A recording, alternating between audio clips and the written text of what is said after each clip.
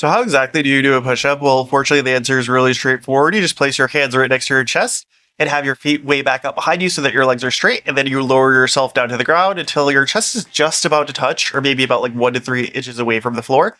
And then as soon as that happens, you press as hard as you can through your hands until your back is all the way up. For context, my name is Domenic Angelino, and this is FitCraft. I've been a certified personal trainer and certified strength and conditioning specialist for well over a decade. I've lost over 130 pounds myself, have plenty of advanced degrees in the field, including an Ivy League education. And this is FitCraft, the app that turns your exercise into a game. So one thing that you'll notice when you do a push-up is that you want to make sure that your back is straight the entire time, which I know that sounds like cookie cutter fitness advice, but it's because it's true for most exercises. You really do want to keep your back straight and flat. You kind of notice here, this avatar, his name is Ty, by the way, that there is a straight line from his feet to his head the entire time he's doing the push-up. And one common way that people kind of mess this up is that they allow their hips to sag, meaning that they allow their hips to kind of like go down, further down than their abdomen, or they allow their butt to kind of like pike up in a sense. So that would look like his butt pointing upwards, kind of making him come down like a V shape, almost create that shape. A good way to avoid that is really just by squeezing your abdomen and squeezing your glutes as you do the push. They are kind of muscles that help you stabilize your torso and your pelvis during the push-up, so if you intentionally and consciously activate them in advance, it makes it a little less likely for things to go horribly wrong. And I know it's horribly wrong, but it's not going to be the end of the world. If your push-up form isn't perfect and your hips sag or go up a little, it's completely fine. Just do the best that you can. Another thing to keep in mind when doing push-ups is the angle of your elbows, actually. It's kind of something that people overlook, but it's really interesting because you see here, like Ty's elbows, like they kind of go out at this like 45-degree angle pointing out to the side. If he had them point more outwards, like 90 degrees, or straight down, like right next to his torso, then that would totally change the involvement of the triceps and chest in the movement. It's kind of something you could test yourself if you want to see what it feels like to mix it up a little bit. Like if you got into a push-up position and you put your arms super far out wide and so that they're like 90 degrees and super flared out, you'll feel it a lot more in your chest. And if you have them super tucked into your sides, you'll feel a lot more in your triceps. If you have that kind of like 45-degree position, you'll get a pretty decent mix of emphasis on your triceps and your chest in such a way that it usually allows the average person to do more reps than they otherwise would. Now, there's going to be natural like variance in that. Some people are going to be a little bit more chest dominant, some people a little more tricep dominant. So that's not going to be true for exactly everybody, but the average person aiming for about 45 degrees is helpful. And if you're not really too sure what 45 degrees means or just don't have a good like conceptualization of it, it's like that halfway point between the straight part of the side of your torso and the straight line that you could draw from the top of your shoulder. So if I created like a straight line here and a straight line there, it's the halfway point, so that diagonal. And that's kind of where we want our elbow to track throughout the push-up. Another thing to keep in mind when doing a push-up is that your head is supposed to kind of be neutral. It's something that's easy to overlook because a lot of times when people do movements, right, they kind of try to move their face away from the thing that might hit their face. And when you're doing a push-up where that happens, you literally are bringing your nose to the floor. And sometimes people reflexively, when that happens, they like crane their neck back.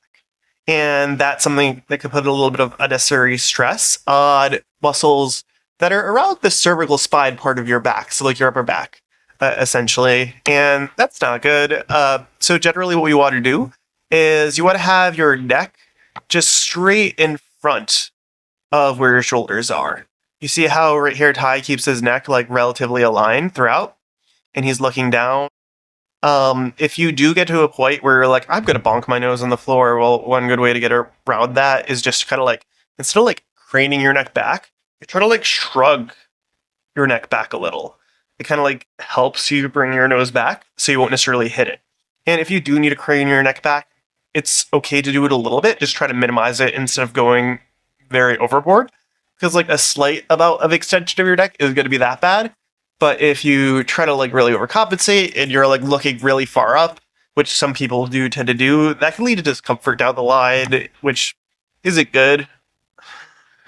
One thing that could actually help you target your chest muscles like a bit more effectively when you're doing a push-up, especially if you want to build big chest muscles, is that while you're pressing down, right? Like a lot of people naturally, they just try to press like super hard in a straight line to the floor, but try to focus on pressing down and inward. So down and inward, kind of like you'd imagine if you were doing a dumbbell chest fly, if you're familiar with that exercise, where you have like two dumbbells in your hand and you kind of like bring them together over your chest. You're not just raising your arm up in front of you, but you're bringing it in. Try to envision doing that in your mind, and that'll kind of help you involve your chest a little bit more in the movement and bias the movement a little bit more towards targeting your chest. And that leads to more growth in that area. So that could be potentially helpful. So one thing that gets a lot of people with push-ups is that they can be pretty challenging for you if you haven't been lifting or working out for a long time and or your body weight's kind of high. Because essentially what you're doing is just lifting your body weight. That can be a lot, right?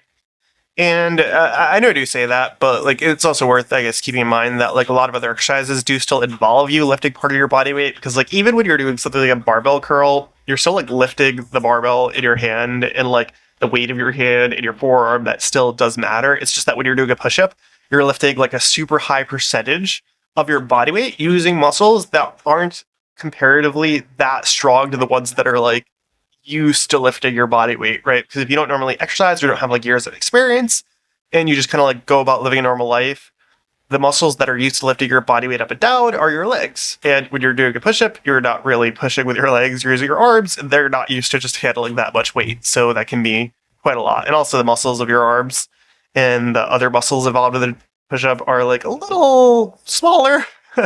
A lot smaller than the ones that'll be involved when doing something like a squat where you're involving muscles around your like your hips and your legs to like help you push yourself up.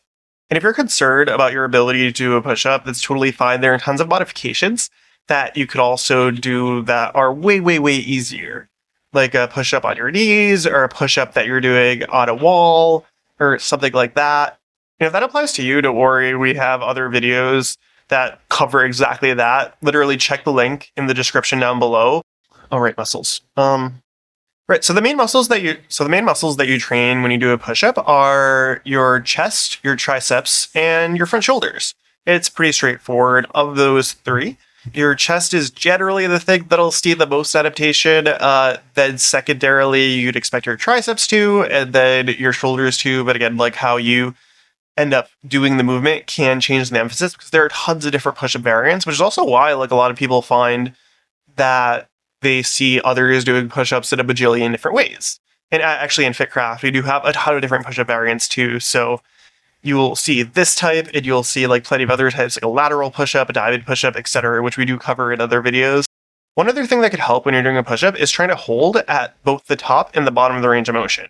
Basically, try to hold for about like half a second or so before you press yourself back up when you're at the bottom, and hold for about half a second or so when you're at the top. Now, there are a few reasons for this, one of which is actually that it kind of helps you mechanically make sure that you're not cheating. And I always feel weird about the word cheating because like it's not really wrong to do a smaller range of motion. It's just in a lot of cases less effective than doing a fuller range of motion would be for most people's training goals. However, if you're trying to go through a full range of motion, it's easy to accidentally not go that far if you're speeding through things, but if you force yourself to take a second or like half a second at the top and bottom to hold a position, it's really hard to miss going through the full range of motion and not actually realize it. And that's a huge, huge psychological advantage that gets overlooked really readily. And if you apply that, that'll probably make your push-ups way more efficient. One other thing to keep in mind with push-ups is the idea of progression, right? One trap that a lot of people fall into is that they just keep doing more and more push-ups. Like if I do 10 today, I get a little bit stronger, I do 12, then 15, then only a year I'm doing like 100 or something.